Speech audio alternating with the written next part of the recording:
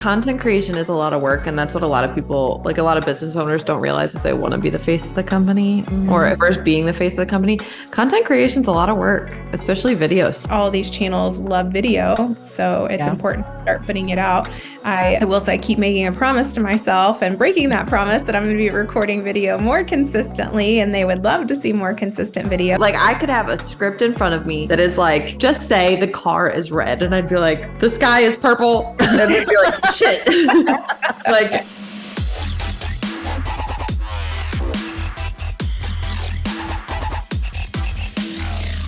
hi, and welcome to another episode of Fuck Your Podcast. I'm Emma Pardo. And I'm Katy Martin. And today we're super excited to have one of my favorite people from the roofing industry. Don't tell the rest, okay? Today on the podcast, we have Brandy Dolan with Dolan Restoration out of San Antonio, Texas. So welcome to the show today. Hi, thank you. So excited to be chatting with you guys. Yay. I know, we're excited. I haven't seen you in so long. I'm so happy. I know. Big hug through the computer. I know. I haven't seen, Nikki was on the podcast and it's like, gosh, I haven't seen you guys in person. And like, it's probably been it's at least over a year. So yeah, we're pretty excited. So we were just discussing that a little bit ago before we started recording in the 2018 ballpark. We'll just say that through the roofing industry. So tell the listeners here a little bit about you and Johnny, what you guys are doing, and we'll go from there. Yeah. So my husband and I, Johnny, run and own Dolan Restoration. We have a location in San Antonio, Texas, and we also do work in Tucson, Arizona, and plans on the horizon are Austin, Texas, coming soon. So headed over my direction, kind of. I'm in Houston. Where are you at, Emma? I'm in Houston. So Cypress, which is about 2 hours from Austin. Yep, no, exactly. I went to A&M for college, so very close to Cypress. Yes, that's where my boyfriend went too. He did. He went, I think, for powerlifting. I don't know. He went there for powerlifting. That's all I know. But it's hard being an Aggie. Our football team is not great. Right. No, but you see the swag at every airport, at all the stores. Like you can still support them. Fan base strong. Right. Proud network for sure. And it certainly helps. It's helped in my career since I graduated too. You meet somebody and they know you're an Aggie and they automatically want to support you, do business with you. So it's a really cool network to be a part of. It seems like it for sure. Especially with I've driven from here to Fort Worth because Cole's family's in Fort Worth, and seeing all of the cool stuff through College Station. I don't know. I think it's a vibe for sure. Yeah. So when we met, you were already helping with the roofing company. You still had a full-time job, and making that transition. I know, if you think about spouses, significant others that run a business together, putting all your eggs in one basket is something that can be nerve-wracking. When did you feel comfortable making that jump? Where was it about where the company needed to be? Was it more about because I'm sure we have a lot of people that are kind of in that spot. Yeah, I don't know that I was ever comfortable making the jump. I think I just kind of got to a breaking point for a lot of reasons, right? As a female, as a woman who has had a career for years and years and been self-sufficient and able to support herself and her family and bring in good money, losing that, it felt a little bit like losing some autonomy, right? To be I'm going to go work with my husband and yes, we're going to put all of our eggs in that basket, but I lose that component of me that is separate from him and separate from the business. So I think more than financially, that was the biggest thing for me to kind of work my head around and wrap my head around and say okay, now here's this other level of commitment that we're going to make. And I'm going to help go all in on your dream too. Even though I was working my ass off, don't get me wrong. I'm working a medical sales job all day long and then coming home in the evenings and doing payroll and estimates and, going through all the company bills and doing some marketing and trying to help him do all of that kind of stuff. So I think that was really a big part of the breaking point was okay, I'm working 80 to 100 hours a week and I'm exhausted. Something has to give. And the upside for us in this business was way bigger than where I was ever going to go with my career as a medical sales rep. I was working for a major corporation. And I knew that we wanted to be in business for ourselves and our schedules didn't align at all. So it was really difficult. Our busy season was his slow season. And that's really the stuff that pushed me over the edge to say, like, this is what I want lifestyle wise. And I need to get out of my own way on the other stuff. Yeah. Well, that and a huge culture difference too. I mean, the one similarity is that being in a sales position, like the sales position that you were in, you have those similar skill sets, obviously, with salespeople that are in the roofing industry, but drastically different environment and product and all of that. What did you think about the roofing industry when you guys like first met and kind of like getting to know what he did and things like that? Prior to being in medical sales, I had been in construction sales. It was one of my first jobs out of college. So I did have a little bit of exposure to it, background in it. And I'd worked with some small businesses. And all the years that we were together, he was always in construction. So I definitely had exposure to it. I was really surprised that there wasn't more, I guess, like structure. There weren't just really, it's a lot of small mom and pop contracting companies, right? All over the United States. And everyone's kind of trying to figure out what they're doing versus where I came from in medical was super, super corporate. So bringing some of that in and teaching him and teaching his team, people who hadn't worked corporate jobs, is something that I've tried to do to help streamline the organization and add a level of professionalism to it. Not that they weren't doing their best prior to, I just had a much different ground. Yeah. Awesome. Well, I can see that too. And like with where you guys are, just your presence, like the newer website and the consistent branding and the social media content and all of that. And there is a good thing to structure, but we all know like probably more than half of especially roofing contractors in Texas, it's kind of like the Wild West. When you don't have a whole lot of regulation, sometimes you feel like you don't have to have a whole lot of structure. And it's like that in Missouri. Yeah. So I know we were talking about it right before the podcast about like roofing's not necessarily sexy, but you can find the rewarding side of it and there's the parts that get you excited. So, what are some of the top things that get you excited about it? Well, I think that something that I've worked really hard on since I've come into the business with him is on the numbers, and something that I think that a lot of contractors don't understand, right? They bid the job, they're like, woohoo, we made money. They move on to the next one, but really like getting into the nitty gritty of the numbers, like what is our overhead as a percentage of revenue and what are we spending on marketing and digging into those things and where they can make bigger and better impacts for the business and learning about them. Because for him, he was just like, well, we made money on the job. We're doing fine. I'm like, but we could do so much better. Right. So digging into some of that. And then marketing for me, while it goes hand in hand with sales, it's not anything that I had ever truly like worked specifically on for a business. And it's been a huge learning curve and a fun learning curve. You have to know enough as the business owner to be able to bring in people to help you with it and know that it's getting done correctly. That's the biggest thing. Right. Yeah. That's a lot of things too. It's like you always hear we're testing or we're working towards that. But if they can show you what they're doing and you understand enough of it to say, okay, I see the progress. Like the result might not be there at 60 days, but you'll see it at 90 days, type of thing. Marketing's been super fun. I knew more than I gave myself credit for over the last few years. And just in the last, I would say 2 years of really learning the technical aspects and the strategy side of SEO has been, for me, like that's one of those things I nerd out about a lot, but it's like marketing's a lot. It can definitely be a lot if one person's trying to handle all of it. There's so many moving pieces, but that's like Emma's the creative. I'm a little more of the nerdy, and I don't know, we have a good balance in the middle. So, and then we have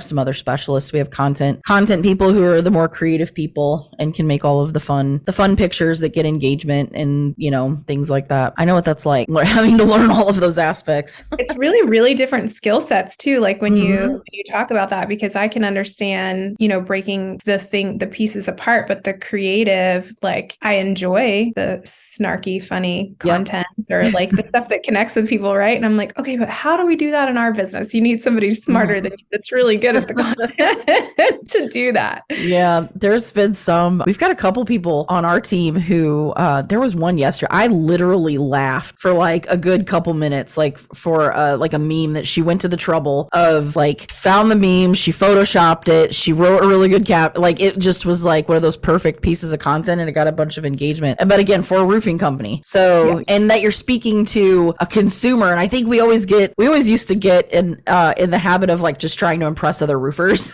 It's like, they don't buy from you. I mean, it's great if they think it's funny, but we got to make things that are funny that a homeowner would think are funny and, and resonate with them. We have to remember they have no idea like what we know, right? That's the thing this year that I'm really stepping back and breaking down is trying to create new content around education for the homeowner because your average homeowner has no clue. Even in Texas, we meet people all the time who've never been through a claim, never had to put a new roof on, never been through a construction project. Like, you know, we're like, oh, well, of course, but they have no clue.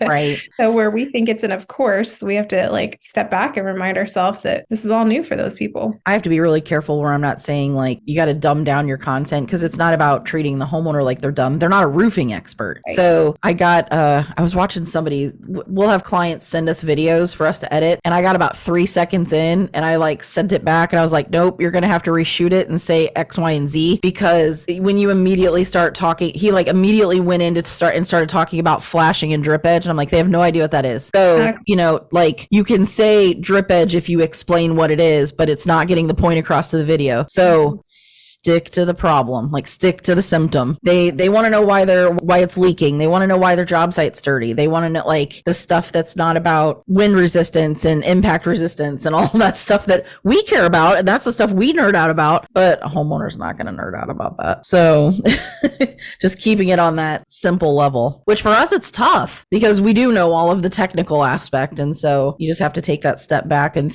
almost think like, okay, what if I were just a salesperson having a normal rapport building type of conversation with somebody like you got to keep it at that level when you're just putting things out on social media, you know, initially anyway. So I know the struggle. Well, I know I've seen some videos that you've made and the marketing gals that you work with are great. They were on our podcast and that's who you utilize for Emma. What was the name? I don't remember the name of their firm. They're Elevate Marketing. Oh, they're very similar. We talked about how similar it was to Elevate Communications. Yeah, that's right. So you guys utilize Elevate Marketing. Is it Elevate or Elevation? I think it's Elevate. I thought it was Elevation. Oh, Elevation Marketing. I am so sorry, Amanda and Devin, if you're listening to this. We're actually going to be on their podcast in a couple weeks. We record December 6th or something like that. I don't know when the episode's coming out. That's next week. Yeah, we'll record next week. Side note, sorry. But they take a lot of time, getting to know the roofing industry, and they know it pretty well. So, what's as a client, and what kind of content do you have that you work with and work with them? What does that relationship or dynamic look like?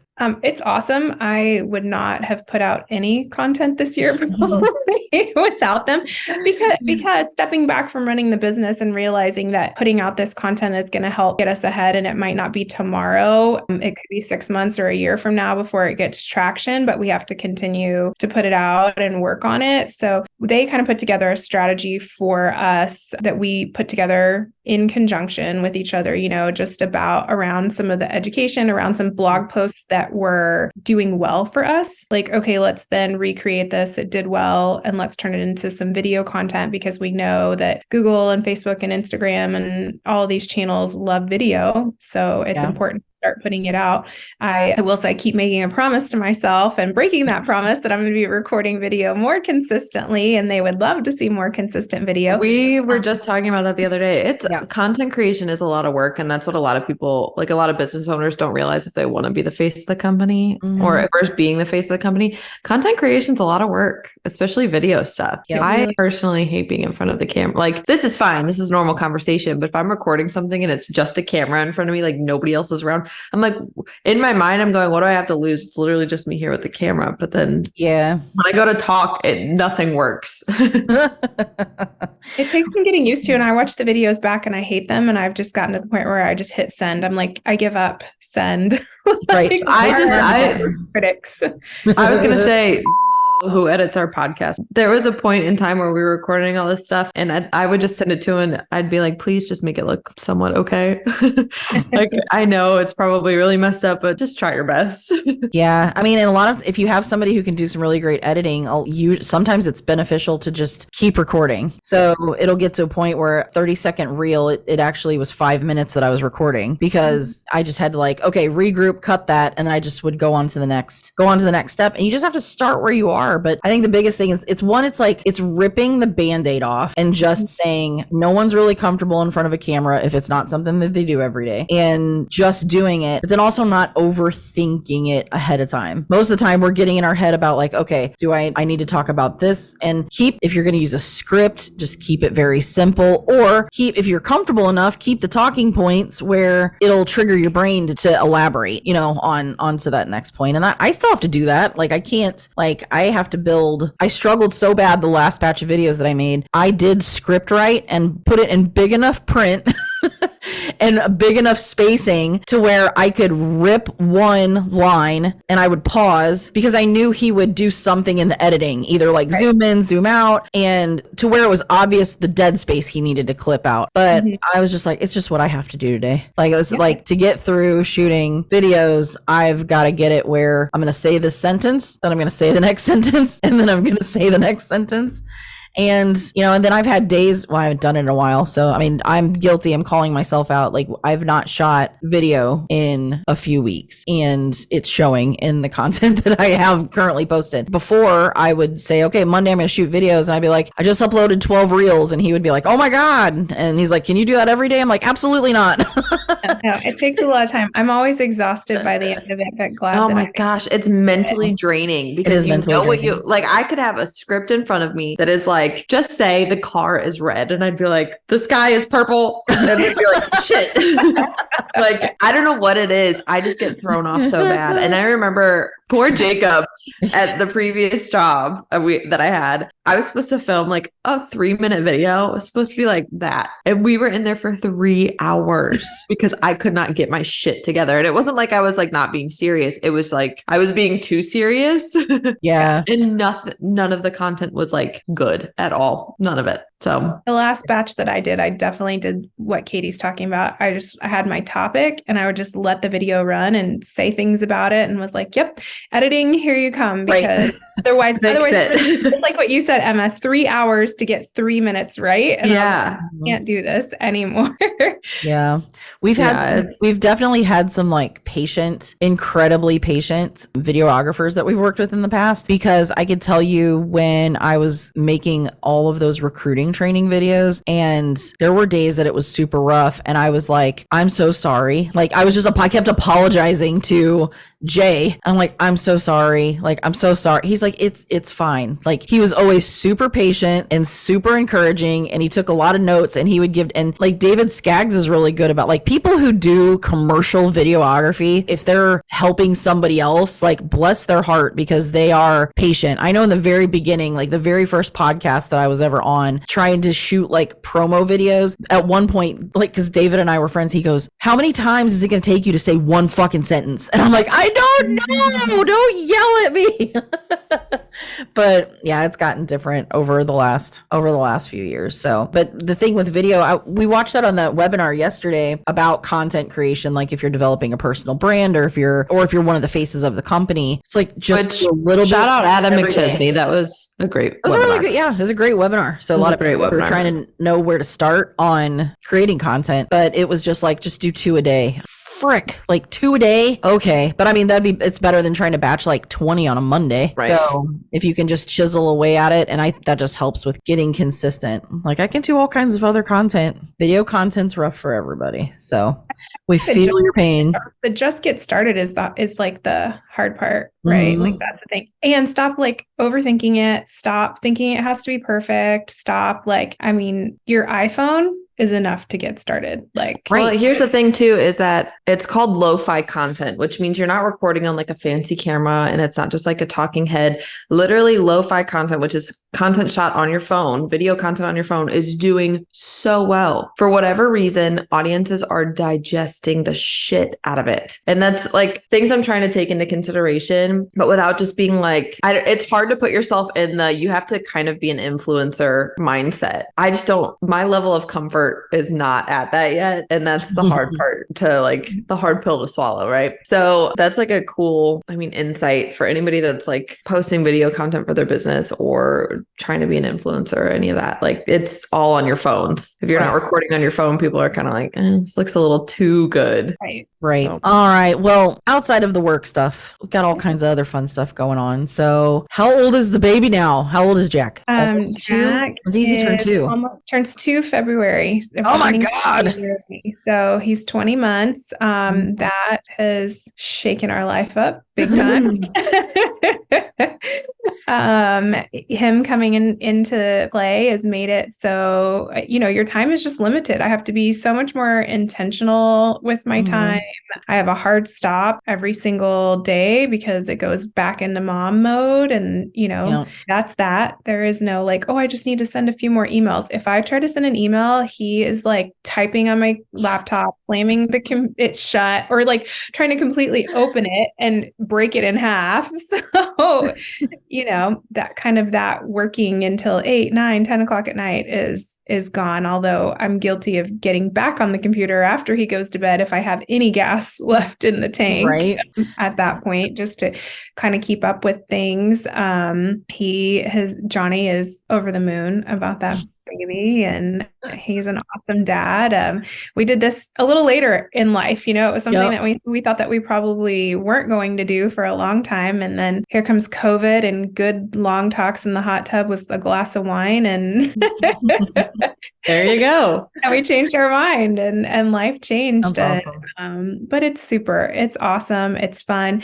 What we're building changed too, because the decisions you make, you're now thinking about like, am I building a legacy for him? How am I setting him up?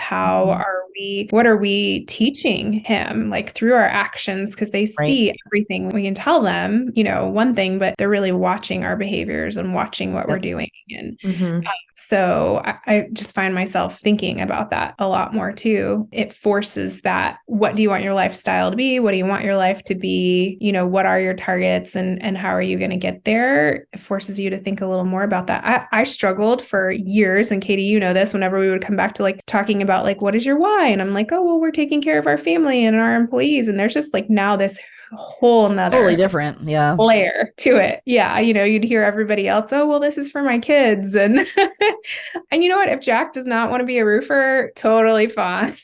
Sure. But there's a lot more there that he's seeing that we're building, and that's like behaviors and relationships and those types of things that are super important, and how we treat people and how we treat our community. Like if we build this shitty business that has 1-star reviews everywhere because we're just worried about the money, like what kind of example are we building for him, Yeah. There's so much more that kids have the opportunity to see from a work ethic standpoint when their parents are business owners. And even if they decide, like you said, even if they decided I want nothing to do with roofing, hell, if you'd asked my kids a few years ago what I did for a living, they're like, I don't know, something with roofing, but like not really knowing, but they could see like the things that I had to do that just wasn't part of like a normal job, and like the reason why we did it and the reason why it had to be successful. So they do, I 100% agree. They learn so much by just seeing what you do. What's really hard to explain to a 5-year-old. So my boyfriend has a 5-year-old. I'm a stepmom, kind of technically, not officially, but you get the point.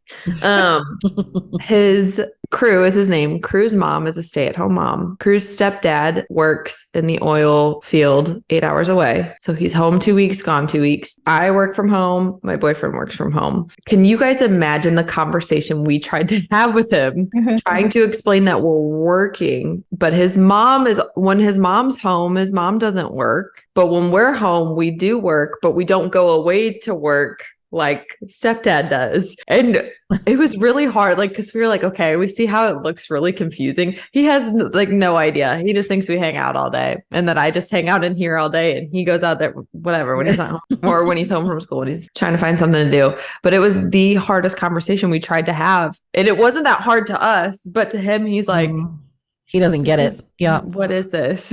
Are you joking? Is this a joke? So, but how cool for him to be exposed to like all of those different opportunities where like when we were growing up, our parents worked out of the home. They went to work. My dad's an aircraft mechanic. You know, I knew he always went to work, and my mom was a nurse and she went to work. And, you know, so growing up and even going away to college, what the opportunities that I thought were out there were not what I am doing today.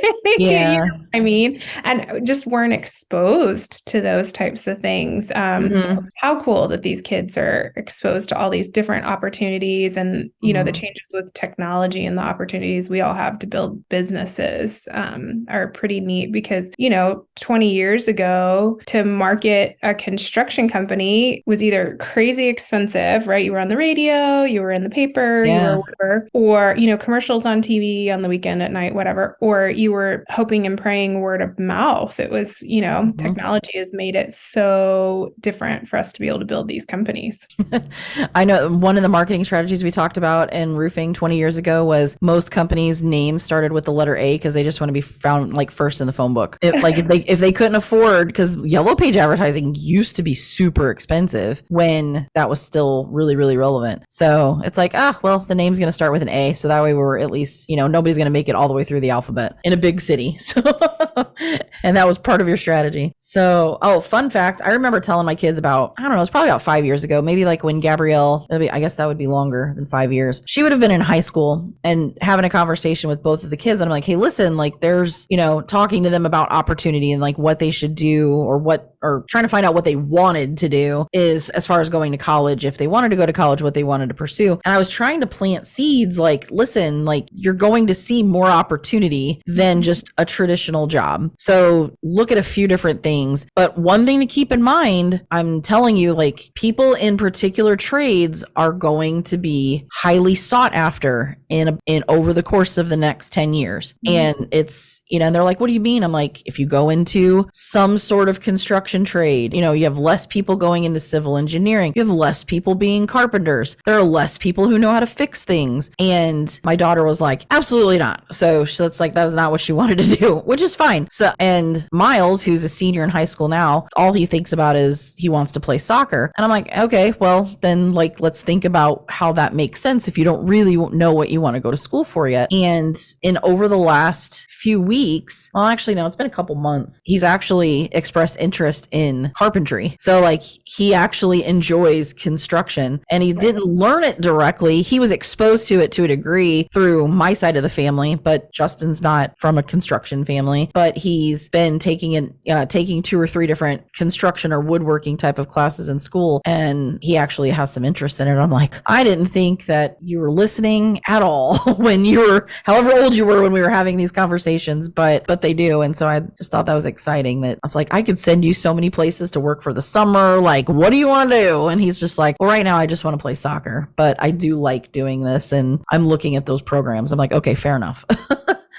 Fair enough. Yeah, I think that it's cool that the trade school is an option for more kids, right? Like, I think that for a long time, it was like, if you don't have the money to go to college, then maybe you can go to trade school or get a job. And now it's like, wait. The trades are a pretty killer opportunity. Right.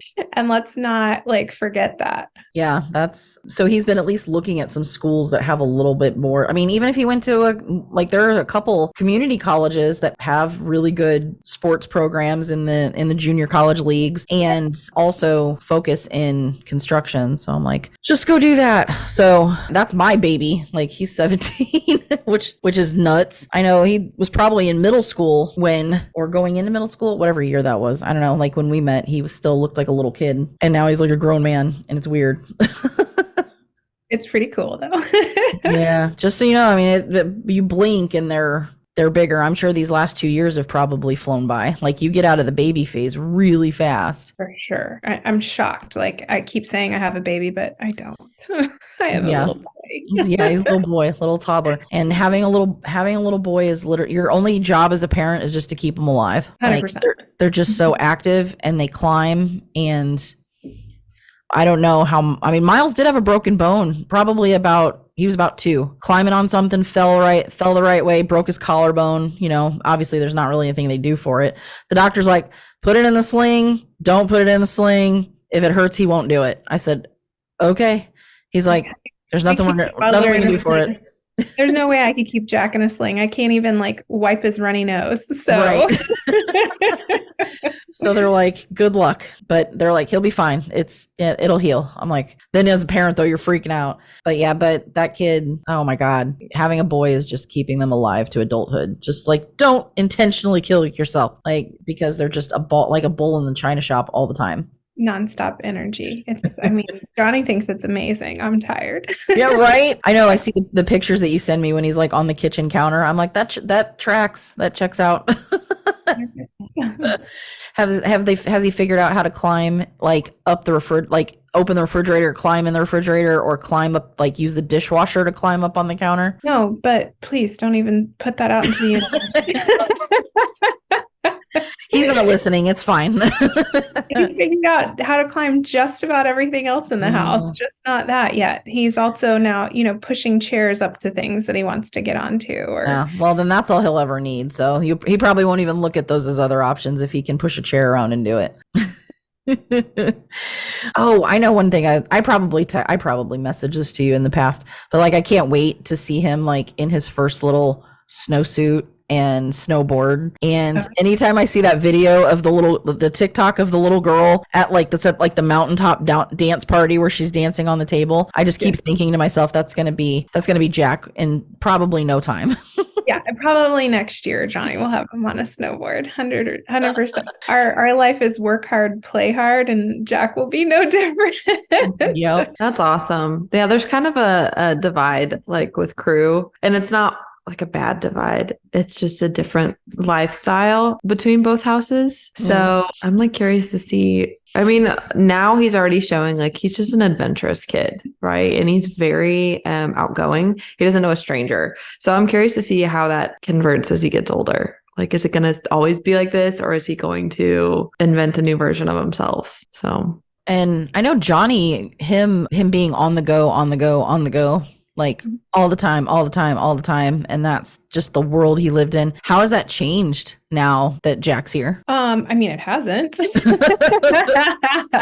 it more of just the how versus, like it's just changed how he does it? I think he definitely like tries now like to be home a little bit earlier because he wants to help put Jack to sleep and he wants to be around and he has that pull. So there was a storm in Austin this year.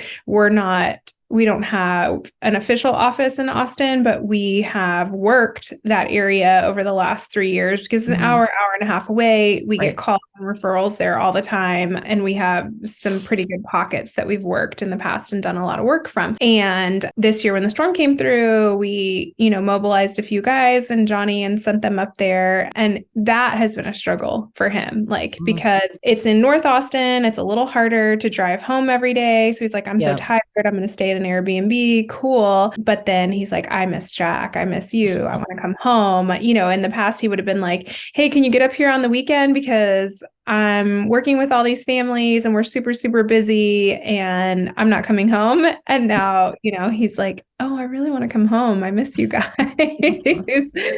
So that's changed a little bit. And that's like the big push to like, okay, we're going to put an official office in Austin. We're going to, plant some more roots there because it's the traveling is back and forth is kicking his butt now. So, and it's always been a fairly active market. So, I mean, like there's been storms in the past. So it's not just even the last couple big ones. It's, if it's not San Antonio, you could say that for almost any city in Texas, but it's still pretty consistent there to where, and just far enough away, it would make sense to put another office. And I think that the things that I've been reading from the city planners and developers and everything are that, the expectation that Austin and San Antonio will become the DFW Metroplex, kind of 2.0, that everything is infilling up and down I-35 between these two cities that, it just makes sense to serve the two markets. Right. And for the business a whole lot better than saying, okay, now we're going to go to Louisiana, we're going to go to Oklahoma to expand, anything like that. This is just a much more intentional expansion where we already have a client base. So, right. I've seen a lot of companies that if they're in either or, like, let's say they're in the Houston market versus, or they're in maybe like the San Antonio or Austin market, that they tend to do okay expanding like between those because San Antonio and Austin are over here, Houston's down here. Still a reasonable drive, but the ones who do that and then also try to go to DFW or vice versa, like they typically are the ones that struggle, where you end up seeing one close. World. Oh yeah. I believe that. I mean, well, hell, I know that just from seeing it. But I mean, it's like, it's big enough. Just stay up there. Just stay north of Waco. It's like if you could draw a line across the state, like you basically have like where you would draw a line across Waco, then it's like stay up there, and then everybody south stay below there, and then we'll figure out who wants to go like all the way to Amarillo. Where it's all like isolated. And that's a whole nother world out there too. So yeah, I do know a couple people that have roofing companies in Amarillo and the like Lubbock area, but yeah, Texas is just too big. Texas, I think, if you've ever looked where you can overlay a map of the United Kingdom over the state of Texas, and Texas is actually bigger. Yeah, it's kind of bananas. It is wild. I mean, in overall, answer your question, I think that, like I said, I have to be more intentional with my time. Like he certainly has realized he's got to be a little more intentional with his time, spend time with his son, and like, right. He started listening a little better about some of the things that I've tried to implement over the years to help him be more intentional with his time. So. Good. Well, good. I mean, baby steps.